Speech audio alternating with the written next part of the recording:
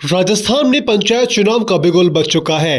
चुनावों में नामांकन के बाद सभी प्रत्याशी अपनी दावेदारी पेश करने में लग गए हैं, लेकिन बस्सी में बीजेपी के पंचायत समिति सदस्यों के नामांकन रद्द करने के बाद बीजेपी की ओर से मुख्य खंड बस्सी के बाहर विरोध किया गया। वहां मौजूद राकेश गुप्ता बीजेपी पश्चिम मंडल अध्यक्ष ने कांग्रेस सरकार पर आरोप लगाया कि सरकार के दबाव के चलते अधिकारी ने वार्ड 4 और वार्ड 8 के फॉर्म को रिजेक्ट कर दिया है। साथ ही उन्होंने स्थानीय विधायक पर भी अधिकारियों पर दबाव बनाने का आरोप लगाया। कहा कि कांग्रेस सरकार लोगों पर दबाव बनाकर के बस्सी और तुंगा में अपना प्रधान बनाना चाहती है, लेकिन बस्सी और तुंगा में केवल बीजेपी का प्रधान बनेगा और कमल खिलेगा।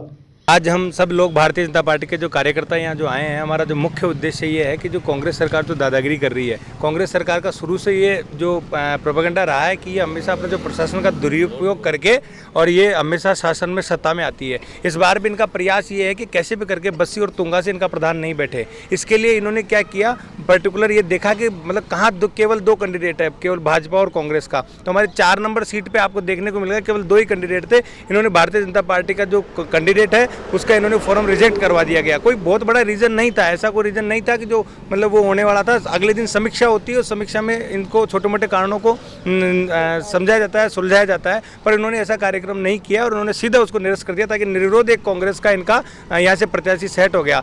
इन्होंने गलत और असंवैधानिक तरीके से वार्ड नंबर 4 और 8 का फार्म को रिजेक्ट कर दिया, जबकि उसमें ऐसा कोई विशेष रीज़न नहीं था जिसकी वजह से फार्म को निरस्त किया जाए।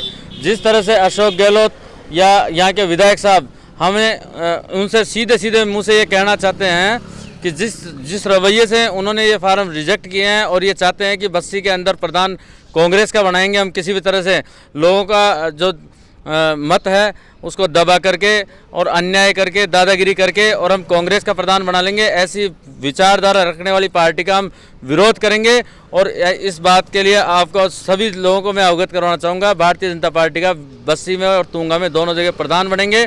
ये चाहे 2 नहीं 4 फार्म भी रिजेक्ट कर देते तो कोई फर्क नहीं पड़ना था। मैं ये कहना चाहता हूँ, मेरा कैंडिडेट मेरी वाइफ ज्योति कुमारी सांसी है। शाम को 7 बजे भी 8 बजे भी ओके बताया, मेरे को दिलासे में रखा। ऐसा क्यों किया मेरे साथ?